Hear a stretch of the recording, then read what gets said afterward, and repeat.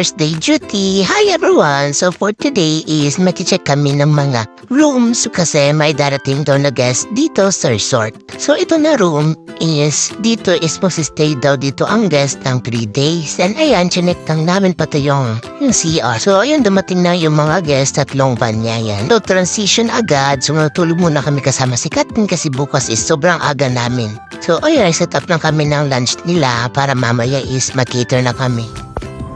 Second day.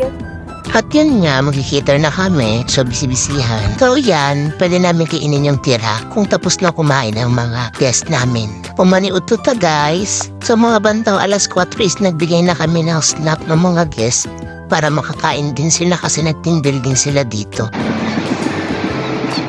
So ayan, it's my 3rd day. So ngayon is magwawalis tayo sa ground. Yan, feeling OA.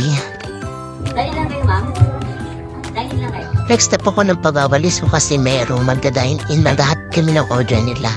It's our 3rd day of duty. Dito nga pala sila sa gilid ng dagat. Tapos kami dito tampakit lang.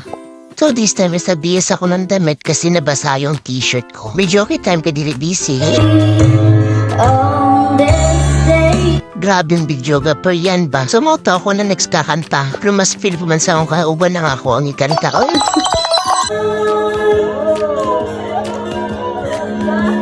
Dinner time sa mga guests mo na ilang mga ulam guys lami ay kahayo.